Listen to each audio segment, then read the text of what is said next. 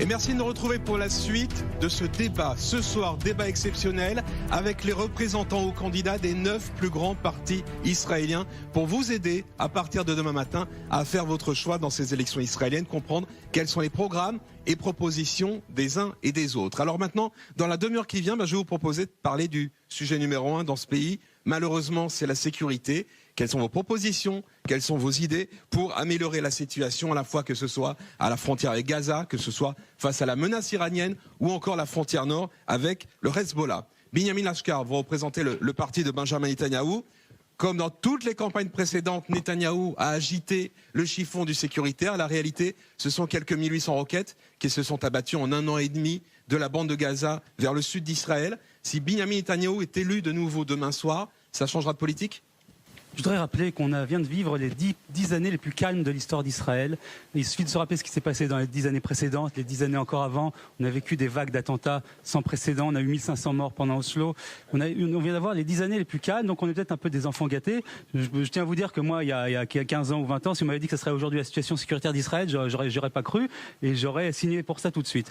Est-ce que les habitants qui habitent Sderot peuvent comprendre ce discours-là? Vous avez parfaitement raison. Je n'ai pas dit qu'il n'y avait pas de problème. J'ai dit qu'on est dans la situation la meilleure de l'histoire d'Israël. Maintenant, ça ne veut pas dire qu'il n'y a pas de problème. Il y a toujours des problèmes au sud, au nord. On a toujours des ennemis qui veulent nous exterminer, qui veulent nous tuer. Et donc, on doit continuer à se défendre. Le Hamas est en train de franchir toutes les limites. Et comme l'a dit le Premier ministre, on est vraiment au bord et ça va avoir lieu. Il va y avoir une guerre d'élimination du Hamas un moment ou un autre, probablement très prochainement. Et ce sera la façon de régler cette situation. Pour ce qui est de l'Iran, l'Israël... Encore une fois, est-ce que la politique sécuritaire de Netanyahou, demain, s'il est réélu, changera par rapport à ce qu'il a fait jusqu'ici? On a 10 années de grande réussite en matière de sécurité, donc on va continuer cette politique, qui est une politique modérée, extrêmement intelligente, qui fait attention à tout ce qu'on peut faire sur la scène internationale. On n'est pas seul, Israël n'est pas une superpuissance, on n'est pas les États-Unis qui même eux ne font pas ce qu'ils veulent, et on arrive à avoir des résultats extraordinaires. On arrive à arrêter l'Iran en Syrie, on attaque jusqu'en Irak, paraît-il, enfin, ce sont des rumeurs qu'on entend qu'Israël attaque en Irak, je ne sais pas, au Liban. On arrive à faire des choses que même les Américains n'arrivent pas à faire. Je pense qu'il faut un peu de modestie et se rappeler que d'abord, Israël n'est qu'un pays de 9 millions d'habitants, aussi fort qu'il est militairement, mais qu'il arrive à faire des choses extraordinaires, malgré tout. J'ai compris, mais donc votre message, c'est on ne change pas de politique sécuritaire. On ne change pas une équipe qui gagne, on ne change pas une politique qui réussit. On va continuer à avoir les inflexions nécessaires afin d'éliminer la menace de Gaza. Katy Reutmann, vous, pour Gaza, je vais rappeler quand même que vous avez 3 généraux à la tête de votre parti. Vous prenez même une opération bien plus dure que ce que fait actuellement Benjamin Netanyahou. Vous êtes en fait plus à droite que lui. Sans doute, mais là n'est pas la question. Et je crois que tous les partis ici présents sont pour une politique très dure vis-à-vis du djihad islamique ou du Hamas. La question se pose pas là. Mais une opération militaire terrestre, c'est possible pour vous? Ce serait peut-être, en cas d'autre possibilité, c'est ce qu'il faudrait faire. Ce qu'on reproche au Likoud, justement, c'est son inertie de n'avoir rien fait. Après le dernier round qui a eu lieu dans la bande de Gaza, il y a eu quelques années de calme, et puis ça a recommencé. Dire que tout va bien, je trouve ça un peu... Enfin, j'ai souri pendant que M. Lashkar parlait, parce que pour les habitants du Sud, on ne peut pas appeler ça du calme, mais on ne revient pas là-dessus. Tout le monde sait très bien que c'est devenu invivable dans ce pays au niveau sécuritaire. Et ce qu'on reproche réellement au Likoud, c'est de n'avoir rien fait pour entamer, quand le Hamas était en défaite, c'était le moment idéal pour initier une conférence régionale avec tous les partis arabes modérés pour arriver enfin à trouver une solution. Et c'est cela que nous voulons, c'est trouver une solution. Initier une conférence régionale avec les partis arabes modérés, via aussi des accords socio-économiques, politiques, amener tout le monde à la table des négociations. Et c'est cela qu'il faut faire. On ne veut pas continuer, on ne veut pas arriver à une guerre des 100 ans. Là, ça dure déjà depuis de longues années. Il est temps d'arrêter, pas round après round après round. Stop. Donc vous dites conférence. Laurent Siget, on fait quoi? D'abord, je voulais signaler que quand j'entends Benjamin, mon ami Benjamin, je suis effectivement contre la légalisation du cannabis, parce qu'on ne doit pas fumer la même chose, visiblement, on ne doit pas vivre la même réalité. Il est clair que continuer la politique, nous avons un gouvernement actuel qui est le gouvernement le plus faible que nous ayons eu depuis que l'État d'Israël existe. Je crois que pour une fois, je vais rejoindre mon ami Olivier Rafovitch avec... une fois n'est pas coutume, son leader de parti est parti parce qu'il s'est rendu compte que c'était n'importe quoi, la politique était menée. Aujourd'hui, vous payez le Hamas et le lendemain, il tire. Il tire, vous payez le Hamas. Il tire même sur la ville où se trouve le Premier ministre. Il tire même sur la ville où se trouve le Premier ministre lorsqu'il fait une conférence de presse. Oui. Attendez, c'est un débat maintenant ou pas? Si nous ne voulons pas payer, laisser rentrer le Qatar, nous ne laissons pas rentrer le Qatar payer. Donc il y a une volonté qui ont été faits d'ailleurs par notre théorie à nous. C'est quoi? Vous ouvrez la porte de Gaza? Non, certainement pas. Pourquoi? Si les Égyptiens ne le font pas, pourquoi le ferions-nous? Ma théorie, elle est simple, et notre théorie, elle est très simple. D'un côté, il faut vraiment un point de fer dans un gant de velours. Il faut mener une politique extrêmement dure. Je rejoins Cathy, je rejoins Olivier, je suis sûr que Dany, on sera tous d'accord qu'il faut une politique beaucoup plus dure que celle qui est menée. Mais ma théorie, elle est simple. Aujourd'hui, il n'y a pas de volonté politique du Likoud d'affaiblir le Hamas parce que le Likoud ne veut pas avancer avec le processus de paix. Donc ce qui l'intéresse, c'est de renforcer le Hamas pour ne pas devoir négocier avec Abou Mazen. Et vous savez ce qui est triste dans cette situation? Le paradoxe du paradoxe, c'est qu'aujourd'hui, lorsque vous vous comportez très mal envers Israël, vous êtes récompensé. Mais lorsque les policiers palestiniens en Cisjordanie aident les services de sécurité israéliens à empêcher des attentats d'être commis sur le sol israélien, alors eux, ils sont punis. Donc c'est le paradoxe du paradoxe. J'aimerais bien qu'on entende Olivier Rafovitch, parce que vous avez une double casquette ici, à la fois représenter la Victor Lieberman, vous êtes également colonel de réserve. Pour vous, c'est quoi la méthode pour avoir la paix? Écoutez, d'abord, je dois dire que j'écoutais très sérieusement et très solennellement le représentant du Likoud, M. Lashkar. Nous disons que Bibi a peur. Bibi a peur de frapper le Hamas. Il a peur de lancer une opération contre le Hezbollah. Il a peur, et en fait, cette politique du Likoud, enfin de Netanyahou en fait, qui a été la raison pour laquelle M. Lieberman a quitté le gouvernement, n'est pas adaptée aujourd'hui à la situation. Et dans le programme que vous avez tout à l'heure cité, nous parlons d'un rétablissement de la dissuasion israélienne face à nos ennemis, face au Hezbollah, face à l'Iran. Ça passe d'abord et avant tout par une opération extrêmement forte contre les têtes du Hamas. On ne peut pas continuer à gérer un régime, à discuter avec des gangsters, avec des mafieux, avec 30-40 millions de dollars qui passent par les mains israéliennes, par l'accord israélien venant du Qatar. C'est payer une rançon pour essayer d'avoir un peu de calme. Et vous savez, dans le domaine de la rançon, plus le gangster vous demande et plus vous devez payer. C'est du racket. Maintenant, actuellement, voilà ce qui se passe. Là, malheureusement, ou je ne sais pas, à l'heure où nous parlons, ce soir, il y a un risque de vraie guerre dans le Golfe Persique entre les Américains et l'Iran. Et cette guerre, si elle a lieu, elle aura des répercussions dans la région. Le Hezbollah et le Hamas sont les métastases de l'Iran dans la région.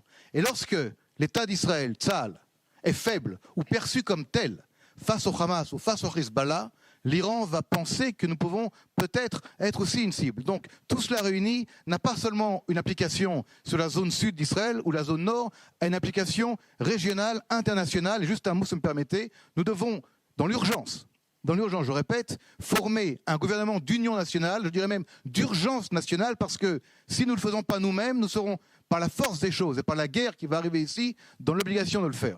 Binyamin Lashkar, avant de donner la parole aux autres, comme vous êtes beaucoup pris à partie, je vous demande d'abord une réaction. Oui, il y a beaucoup de mensonges et de contre-vérités qui ont été dites. Je tiens à rappeler pour l'histoire du Qatar, c'est de l'argent que l'autorité palestinienne, selon les accords d'Oslo, est obligée de payer aux fonctionnaires de Gaza, qui a décidé de plus payer à cause des guerres entre Palestiniens. Le Qatar a juste rempli, et techniquement, ça passe par Israël. Ce n'est pas à Israël qui donne cet argent, et c'est obligé par les accords internationaux. Non, c'est pas technique du tout, c'est politique. Jusqu'à maintenant, Israël a refusé le transfert de 30 millions de dollars au Hamas. Ce que vous dites actuellement devant le public, c'est un mensonge. Non, c'est vous qui mentez. Non, c'est bien de dire que vous n'avez pas le droit. Non, je ne mens pas. Par exemple, Lieberman n'a pas quitté Gaza. Lieberman n'a pas quitté le gouvernement à cause de Gaza, par exemple. Écoutez, le Hamas aujourd'hui, un minimum de cohérence et un minimum d'honnêteté intellectuelle. Avec le respect que j'ai pour vous, le Hamas aujourd'hui utilise cet argent, non pas pour payer les employés, mais pour construire des tunnels, pour s'armer et pour bombarder Israël. D'ailleurs, il y a 3 jours, 4 jours, Netanyahou, bombardé par l'argent, grâce à l'argent, bombardé par des missiles venant du Hamas, qui sont en fait le fruit, le résultat de l'argent qu'on leur donne. Donc on est dans une absurdité la plus totale. J'aimerais entendre les réactions des autres. Amir Badran, par exemple, parce qu'en préparant ce débat, vous nous avez écrit que la menace iranienne, pour vous, c'est pas une réalité du tout. Ça veut dire quoi? Non, mais là, on est en train de parler du n'importe quoi. Si on veut continuer à parler uniquement de la propagande, allez-y, on va continuer à parler de la sécurité en termes d'Iran et de Hamas. Par contre, si on veut être cohérent, si on veut vraiment parler de sécurité, la sécurité n'est pas uniquement de faire la guerre et de gagner. Ça ne marche pas comme ça. Il faut d'abord avoir la volonté de trouver une solution. Il vaut mieux gagner que perdre. Attendez, moi je ne vous ai pas interrompu. Il faut avoir la volonté politique de vouloir faire la paix et comme ça avoir la sécurité. Ce que je vais vous dire... Pardonnez-moi, c'est quoi la volonté politique? Avec qui? Avec le Hamas? Mais écoutez, quand il y avait le Fatah, il n'était pas un partenaire. Quand le Hamas, il est là en disant je suis en train de faire une politique de cohabitation avec le Fatah, vous dites non, on ne sait pas à qui parler parce qu'en même temps vous avez le Fatah et le Hamas, donc on ne peut pas vous parler. Quand ils ne sont pas d'accord entre eux, vous dites voilà, les deux parties ne sont pas d'accord, donc il n'y a pas de partenaire. Donc il faut décider. Ce que je veux dire, c'est que le gouvernement israélien doit décider et avoir ça. Monsieur Olivier. Non, mais laissez-moi terminer. Ce discours, on l'a entendu. Ce que je veux dire, on l'a entendu à chaque fois. C'est la politique qui doit être menée par le gouvernement. Le mouvement doit être celle qui a la volonté de faire la paix. Jouer le jeu. Amir Badran, finissez. Donc, pour faire la paix, il faut savoir que, d'ailleurs, je vais vous dire quelque chose. Une donnée du gouvernement même. Ça fait des années que le budget sécuritaire ne cesse de baisser. Vous savez pourquoi? C'est pas parce qu'on n'a pas assez de guerre ici, parce qu'on a compris que c'est pas ça ce qui va donner la solution. Par contre, au lieu que la situation civile et sociale s'améliore, elle ne cesse de s'aggraver dans ce pays. C'est-à-dire que la seule manière de pouvoir sécuriser la sécurité en Israël pour les deux peuples, le peuple palestinien et le peuple israélien, que ce soit en Cisjordanie et que ce soit à l'intérieur de la ligne verte, c'est de faire cette paix durable qui va assurer la vie aux deux parties et aux deux peuples. Attendez, il parle des Palestiniens. Attendez, juste une question pour ce débat. Comment se fait-il que M. Badran vienne ici parler au nom du peuple palestinien? Je ne comprends pas. On est un débat pour la Je ne vais pas parler au nom du peuple palestinien. J'ai jamais été délégué ni représentant du peuple palestinien, mais je peux en parler d'eux. C'est pas un problème, comme je peux en parler des Français vivant en France. Comment ça? Quel rapport? Nous allons faire peut-être une coalition, mais déjà nous faisons la coalition sur le micro. Ce que je voulais dire, c'est que c'est vrai que, et d'ailleurs les Arabes se plaignent sans arrêt, que leur liste, et c'est pour cela qu'ils ne vont pas voter, ne s'occupe que du problème des Palestiniens, qui est clair et qu'il faut résoudre, on ne le nie pas, mais votre liste ne s'occupe pas suffisamment de résoudre les problèmes réels sécuritaires. Quand le Hamas... Alors madame, c'est un vrai mensonge, je suis désolé il les envoie des médias, c'est un vrai mensonge des médias, et comme je vous ai dit, il y a un reportage de Akivanovic, un journaliste. Vous l'avez dit tout à l'heure. Moi je vous le dis, regardez ce reportage-là et il n'est pas soupçonné d'être proche aux partis arabes. J'aimerais entendre les autres intervenants. Yom Tov Kalfon. Oui, nous avons un plan sécuritaire qui a été écrit par Naftali Bennett, qui était membre du cabinet de sécurité, qui est la personne qui a découvert les tunnels sortait de la bande de Gaza en 2014 et à l'époque de l'opération Tsukeitan. Bennett a beaucoup d'expérience dans ce domaine. Il a déjà écrit un plan lorsqu'il était membre du cabinet plusieurs points. Parce que moi, dans ce que j'ai lu maintenant, pardonnez-moi. Moi, ce que j'ai lu, pas du tout. Benny Gantz ne voulait pas. Benny Gantz et Moshe Yaalon ne voulaient pas détruire les tunnels. C'est Bennett qui a insisté. Et ça, c'est pas moi qui le dis, c'est le contrôleur de l'État dans son rapport sur Tsukeitan, sur les protocoles des réunions du cabinet. Moi, j'aimerais savoir. Alors, non, c'est pour expliquer comment Bennett a écrit son plan. Votre programme, vous imaginez par exemple de faire évacuer tout le sud d'Israël pour mener une grande opération sur Gaza. Moi, c'est ce que je dis dans votre programme. Ce que nous considérons, c'est que la situation actuelle dans la région du sud d'Israël ne peut plus durer. Ce sont des enfants qui ont maintenant 15 ans, qui ont grandi sous les missiles et dans ce traumatisme. Nous, ce que nous considérons, c'est qu'il faut frapper très fort le Hamas et la bande de Gaza. Ça veut dire quoi, frapper très fort? Des frappes aériennes massives. Tuer évidemment les chefs du Hamas, mais pour ne pas subir la guerre psychologique du Hamas avec les pertes humaines qui pourraient arriver dans la population civile des villages qui entourent la bande de Gaza, et en concertation avec les maires et les dirigeants des comités régionaux autour de la bande de Gaza, évacuer pour un temps donné et limiter les populations civiles afin de permettre à Tsahal de gagner cette guerre contre le Hamas. Tsahal est une armée assez forte. Tsahal est une armée assez capable. Les gens de quitter le sud d'Israël. Ça se fait en temps de guerre. Ça se fait en temps de guerre. En temps de guerre, nous demandons aux populations civiles d'aller se protéger un peu plus au nord pour ne pas vivre sous la pression des armes du Hamas. Ça se fait en temps de guerre et je vais aller même plus loin. Ça se fait en temps de guerre et c'est possible. Ça a été étudié par des gens qui ont un peu plus d'expérience que vous, Monsieur Rafovitch. Monsieur Rafovitch, vous étiez peut-être porte-parole de l'armée, mais vous n'étiez pas combattant à l'armée. Alors, s'il vous plaît, je pense que Monsieur Bennett a un peu plus d'expérience que vous dans le domaine militaire. Vous vous présentez comme un spécialiste de l'armée, ça passe peut-être sur certaines chaînes, mais je pense que Monsieur Bennett a beaucoup à vous apprendre au niveau militaire. Vous n'arrivez pas, excusez-moi, à sa cheville. Donc, tout ça pour vous dire que ce plan est très sérieux et il a été proposé et préparé par des spécialistes. Du Nord et du Sud. C'est le rêve. Non, mais c'est le rêve du Hamas. Pardon, Olivier. Le Hamas, après une opération comme telle, le Hamas ne pourra plus la ramener, comme on dit, parce qu'il aura été anéanti d'ores et déjà par des frappes aériennes massives, sans pour autant mettre en danger les populations civiles du sud d'Israël. Nous pensons d'abord, avant tout, aux vies humaines de nos populations civiles. Et nous, contrairement à vous, Monsieur Rafovitch, nous ne faisons pas dans le populisme. Parce que votre chef de parti était ministre de la Défense ces dernières années. Il nous avait promis d'éliminer Haniyeh en 48 heures. Et vous avez le culot de venir ici et dire « Ah, il faut faire tomber les têtes du Hamas ». C'est beaucoup de culot, beaucoup de populisme. C'est à peu près tout ce qui est votre parti. Très bien. Une grande bulle de populisme. En tout cas, notre parti. Attendez, je ne peux pas ne pas répondre. Allez-y, répondez rapidement. À différence de votre parti, qui est un conglomérat de partis qui se cherchent une vitrine avec Mme Shaked, je m'excuse, mon chef de parti, M. Lieberman, a été, et à part M. Netanyahou, l'homme qui a le plus d'expérience au niveau israélien.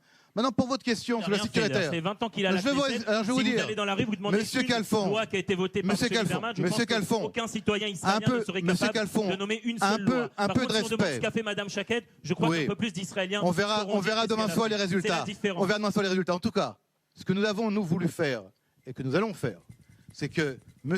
Lieberman, au-delà de ne pas avoir effectivement pu éliminer les chefs du Hamas, parce que M. Netanyahou, je le répétais, n'a pas voulu lancer une guerre, d'élimination ciblée. C'est pour ça qu'on est parti du gouvernement. À la différence de vous, vous êtes restés et vous avez même perdu. Donc nous, au moins, on a le courage politique de nos opinions. Chacun réagit à l'autre. On va avancer. Mais de toute façon, on ne doit pas s'inquiéter. Il s'agit d'un parti qui, aux élections précédentes, n'a pas passé le seuil d'éligibilité. Donc ils peuvent venir avec des programmes irréalistes, ce n'est pas grave. Bon, mais nous, on est là pour présenter les programmes de chacun. Attention, alors moi, je vais vous donner un programme réaliste. Ces trois partis, dont deux qui ont passé le seuil. Meir Benayoun. Ceux qui se taisent, c'est pour permettre, qui parlent maintenant, c'est pour permettre aux autres de se calmer. La guerre, autant que je sache, c'est la continuation de la politique. Je veux dire, je veux pas maintenant. Moi, je suis peut-être le seul ici, je sais pas, peut-être pas le seul. J'ai participé à une guerre, la guerre du Liban en 1982. 1982, je crois que je suis le seul ici. Ok, c'était la guerre du Liban. On a bombardé tout ce qu'on pouvait. On a tiré sur tout ce qui bougeait. On s'est fait tuer la première semaine 100 soldats. J'étais infirmier dans Golani, dans le bataillon 13. Je vais vous dire ce qui s'est passé au Liban. On a fait tout le carnage qu'on a pu. On a battu les Syriens. On a esquinté des régiments entiers de blindés syriens. Mais il y a une chose qu'on n'a pas faite. On est revenu à la frontière d'Israël. Et Arafat qu'on combattait à Beyrouth, que j'ai des amis qui ont été tués pour cela. Arafat, il est arrivé à côté de chez moi en 1994. Pourquoi ? Parce que la guerre, c'est la continuation de la politique. Il faut savoir ce qu'on veut. On ne va pas maintenant donner ici des propositions militaires. Je ne suis pas à même, je suis à peine sergent à l'armée, je ne suis pas général. Mais on est là pour entendre vos propositions. Alors, les propositions militaires, c'est à l'état-major. Mais non, dans le politique, puisque nous sommes ici des représentants de partis politiques, c'est que la terre d'Israël appartient au peuple d'Israël. C'est que les ennemis d'Israël n'ont aucun espoir de pouvoir vivre. C'est ou l'éradication totale ou la reddition sans condition. Il n'y a que comme ça qu'on peut avoir la paix dans l'histoire de l'humanité. Attendez, ça ressemble plutôt à un discours. On ne peut pas avoir de négociations avec un ennemi endémique. C'est à cause de ça, il y a des gens qui ont été tués.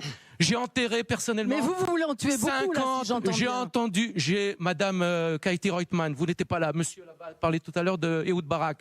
Quand il y a eu l'événement de Ramallah en octobre 2000, le grand génie militaire, qui effectivement était un génie militaire, mais qui était un premier ministre piètre, qui ne valait rien, il a fait tirer sur des maisons vides. Quand on a 2 soldats qui ont été lynchés, quand il y a eu Kever Yosef en 1900, à la même époque, un jeune druze a été laissé saigner jusqu'à sa mort, alors qu'il suffisait de faire rentrer très peu de soldats pour le sauver. Pourquoi ? Non pas que ces hommes étaient des mauvais militaires, mais ils n'ont rien compris en politique, ils étaient grotesques. Et c'est ce qui se passe aujourd'hui dans la réalité israélienne. C'est grotesque de croire qu'on peut vivre en paix avec un peuple qui a décidé qu'on ne vivrait pas au Moyen-Orient. Si vous ne le comprenez pas, vous ne comprendrez jamais rien. Et vous continuerez à faire tuer des jeunes juifs. Des jeunes juifs comme il y a 2 semaines. Alors, on entend évidemment votre voix. J'aimerais qu'on entende également la voix de Daniel Ben-Simon. Benjamin, il y a un ton messianique dangereux dans ce débat. C'est pas messianique, c'est la réalité qu'on se fait tuer. Et vous étiez à une manifestation où on criait mort aux Juifs en 1997 à Ras El Hamoud. Vous étiez là-bas, je vous ai vu et vous me connaissez. Je vous ai vu là-bas, vous aviez fait une manifestation de Shalom Arshav à Ras El Hamoud. Et le messianisme, c'était quand vous croyez à la paix. Heureusement, nous criez mort aux Juifs. Daniel Ben-Simon. Et même Rafovitch qui fait une campagne. Mais Daniel vous voulez vous taire ou je vous dis ça en hébreu. Ani Mashimotra. Bema. Non. Je vous accuse d'avoir été présent à une manifestation, on a crié mort aux Juifs. L'histoire d'Israël. Vous n'êtes pas là pour vous invectiver les uns les autres, j'aimerais qu'on entende vos idées. La création d'Israël, monsieur Otzma Yehudit. Otzma Yehudit, c'est quelque chose qui n'existe pas, parce qu'il y a une force israélienne. On est en Israël ici, on n'est pas dans ce contexte de la galoute et de la diaspora. Alors écoutez-moi bien. Et ce ton messianique, c'est anti-Israël. Parce qu'Israël a été créé pour mettre fin à ces idées folles du messianisme qui étaient réelles dans le 19e siècle, 18e siècle. Aujourd'hui, c'est basé sur des fondations démocratiques. Et ces idées-là, vraiment dangereuses, heureusement qu'elles sont détachées du ton israélien, malgré la campagne et la propagande que fait Olivier. Au moins, c'est quelqu'un qui connaît l'armée. Il sait bien que le ton à l'armée est beaucoup plus modéré. Il y a un plan de paix qui arrive dans quelques semaines. Daniel Ben-Simon, il va être, pas encore. Il va être négocié avec qui? Pas avec Amir Peretz, pas avec Zahava Galon, avec Benjamin Netanyahu. C'est lui qui a invité. Attendez. Il a invité le plan de paix. C'est quelqu'un de la droite. Avant lui, c'était Ariel Sharon qui a signé un plan avec les Palestiniens. Avant lui, c'était Menachem Begin.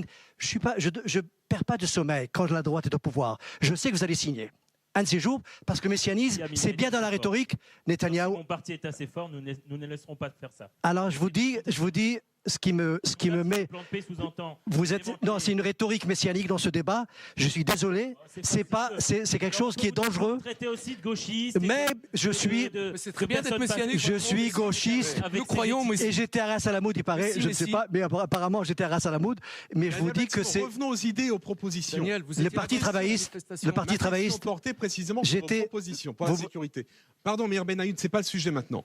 Vos propositions à vous, à votre camp, à vous, à partir de demain soir pour avoir la sécurité à Gaza ou les habitants de la frontière nord. Je pense qu'à un certain moment, et c'est déjà les plans sont là, Olivier les connaît peut-être, l'armée propose de changer la politique autour de Gaza. Peut-être de donner une possibilité, un espoir, pour que les 2 millions de Palestiniens qui vivent dans une situation terrible puissent peut-être avoir un avenir et peut-être changer de vie.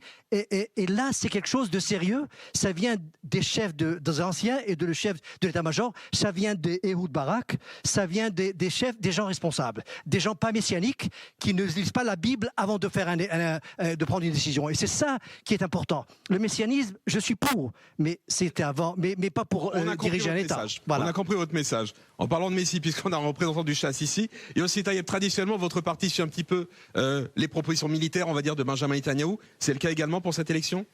Tout à fait. Mais avant tout, je pense, j'écoute les propos qui sont ici autour de ce débat.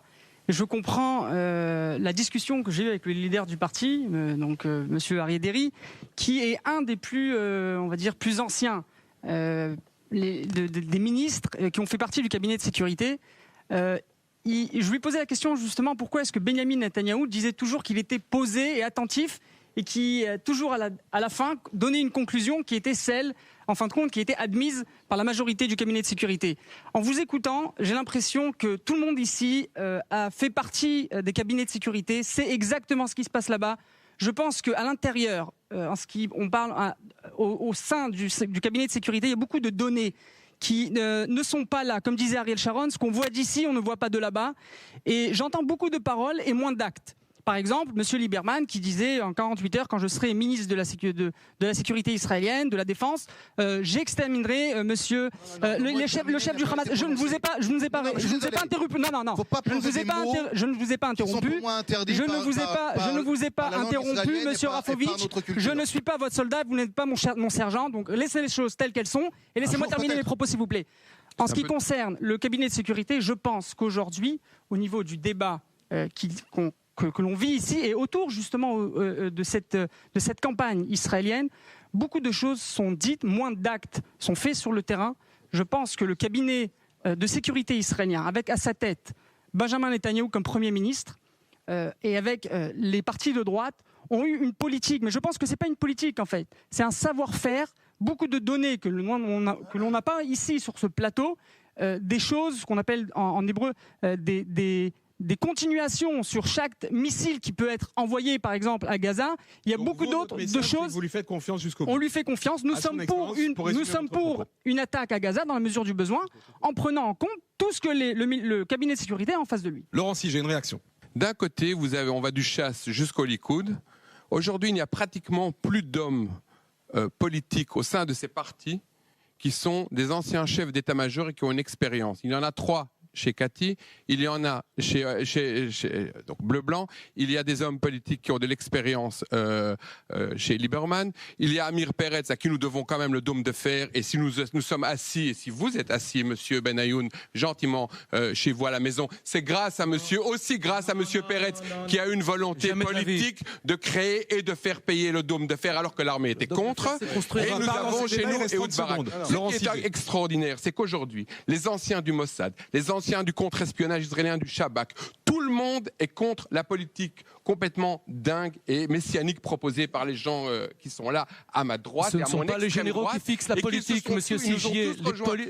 Les généraux appliquent la politique. Jusqu'à la gauche. C'est quand même extraordinaire de voir cette dichotomie. On n'est pas au Chili en 1973 où les généraux prennent le pouvoir. Merci à tous. On va marquer une pause. On va se retrouver dans quelques instants pour la suite de ce débat.